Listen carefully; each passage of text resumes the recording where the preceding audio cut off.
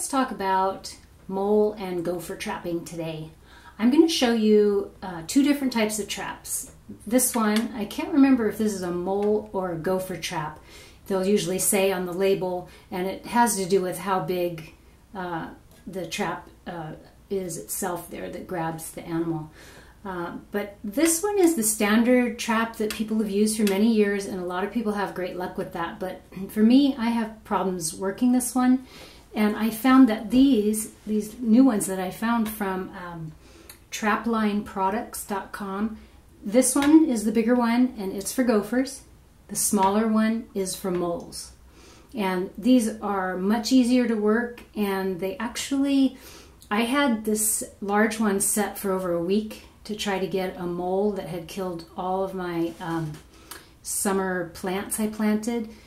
Tried to get it for a week, didn't get it. Put this trap in, and within 3 hours I had caught my mole and no more damage in the garden. Let's just say, you know, I don't really like killing moles, but I also don't like my entire garden being annihilated, and you might feel that way too. It's better to trap and kill them than to put poison out, because when we put poison out, it can kill the raptor birds like hawks and owls that eat the gophers and moles and feed them to their baby chicks. So it's better to trap than to poison. So these are the things that you'll need: your trap and something to mark it. I use flags to mark where my trap is. And then I use a hori-hori knife to help me open up the run a little bit more so that I can fit the trap in there, but you can use whatever works for you. We're going to look at this, the bigger trap first. And whether it's true or not about the animals smelling human scent, I wear gloves just in case they can smell human scent. I don't want it on my traps. And also I wear it just in case I get smashed by this. I'll have a little tiny buffer between my skin and this part right here. But I'm not going to get smashed. I'm just going to show you how to set this. So first you have to bring this part over and hold it with your left thumb.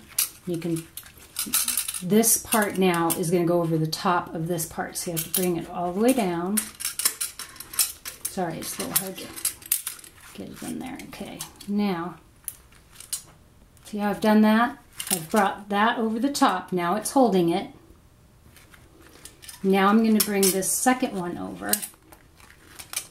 And this zip tie that I have on here, you can use string, or string would probably be better than a zip tie, but I have this here so that I can put a stake in this when this is in the hole. I put a stake right in there like this, and so that the trap, when it gets the gopher, the gopher has no way to pull the trap deeper into the tunnel, so into the run. So it's in my way right now, but I'm going to hold this down, bring this part over. Now I can let go with my left thumb because I have this part over the top. See that? It can't snap me right now because I'm holding it down this way.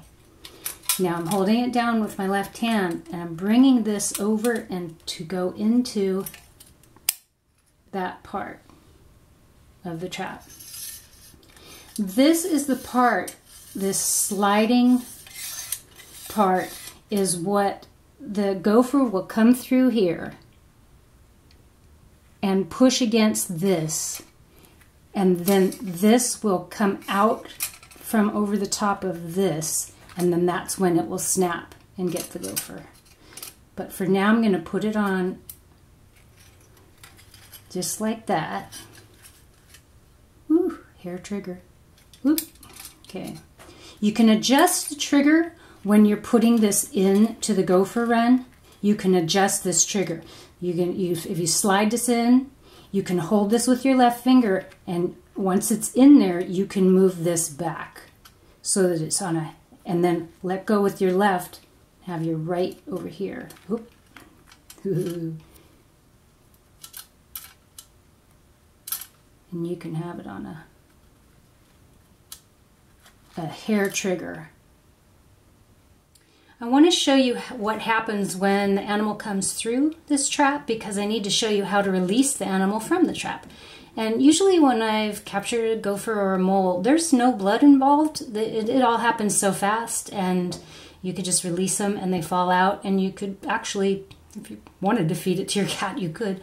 But here it comes in here, and then it pushes on that, and then it got it.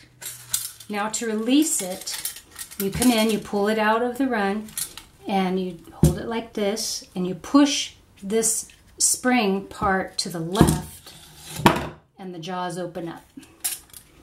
And then you can reset it. Now, one extra tip from a trapper friend of mine, I didn't research whether this is true, but I trust him, and he said gophers are hemophiliacs, and so he sharpens the tips of his traps so that he has a better chance of, even if they nicked the gopher may not survive.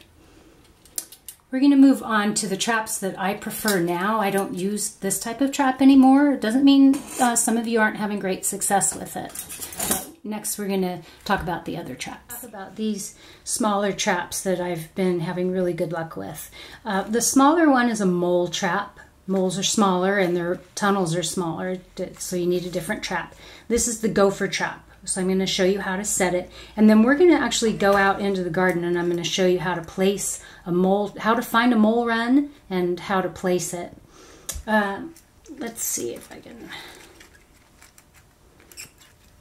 Okay, first thing we need to do, you lift up this part, and now this trap doesn't have a huge spring that's going to get you. So you don't have to be as, I mean, be respectful of the trap, but you don't have to be afraid of it or anything. It's pretty good, pretty safe trap. So I put this part over, I opened up the jaw, and this went over it right there. And then the end of it, I'm going to move this part down. Maybe if I turn it, see that? So I've moved this part down, and that's going to hold it. And I hold this in place, and now I'm going to set the spring on this one. Now I usually, let me see if I can do this without bringing it close to my chest, but it's a little awkward to turn these.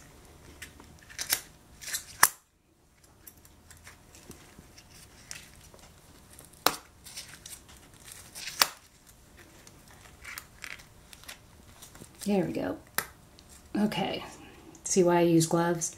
Okay, so now that is set, and I can release my left hand. And when I go to set this in the run, I can actually move it a little bit towards me, so I can put it on a hair trigger. And then I will have cleared the run out to make it bigger so that these fit. I'm going to slide it in there, and I'm going to mark it with my flag. And then hopefully in no time I'll have a gopher. But we're going to use this one. This is the smaller one, and it catches moles. So let's go out in the garden and show you how to put this in the run. Sometimes you can't actually see where the moles are in my garden anyway. Normally moles would have a raised tunnel and you could see it. But usually I have a lot of compost, so I just go along like this until I hit a space where my knife goes all the way through. So we're not seeing it. Even though that was raised right there, that's not a tunnel. Let's see if this over here is a tunnel. So again, my knife, my hori-hori knife is not going down through there. Woo! Look at that. Now even if I couldn't see this bump in the soil, usually I have compost all in here and I don't see the raised. I just see the damage they're doing. Moles aren't eating your plants. Moles want meat. So they want to come in and eat grubs and earthworms, but they create air pockets underneath your plants and kill your plants because the roots are just hanging in air. Now gophers, on the other hand, you'll see the gopher holes, and gophers want your garden. Basically, they want all your plants. So that's the difference between the two, but they both can kill your plants. They just kill them in different ways. Okay, so I've found it here. And I'm going to go in and open this up. See where it is.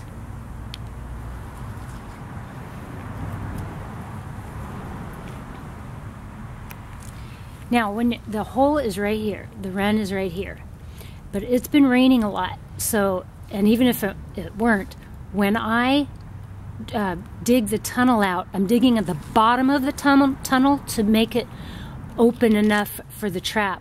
If you dig at the top, then it could the whole thing could collapse.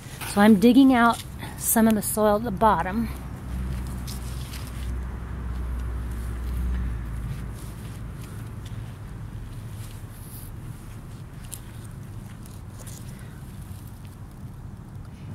Now I've dug the hole, I've dug the tunnel so it's clear in there, and I can place my trap. First I want to put this. Now I'm going to take this and add some twine in here and make this really long, and then I can put my stake right through it, and that way I can get the trap farther in. But just for today's video, I'm just going to show you that you reach in there and put the trap in right inside that tunnel. Just as far as you can get it in there. And then I mark it with my flag. Now, at this point, there's two schools of thought. One is to leave the tunnel open so that they sense the airflow and the sun and they come back to plug it up. That's how I learned it. But other people have learned it, and on the this trap's manufacturer site, they say to cover it up so that the mole comes through as if la-di-da-di-da, everything's fine, and continues to use this run. You'll have to experiment, see what works for you. But if you have cats and dogs, you might want to take chicken wire and cover this over, or maybe even a piece of cardboard, and make sure that your dogs and cats can't get in it. My cat has never bothered this, but just trying to cover all the bases for you. Good luck! Thank you for taking the time to watch our video. We hope you found it helpful. Please subscribe to the Gardening Tutor YouTube channel and tell your friends.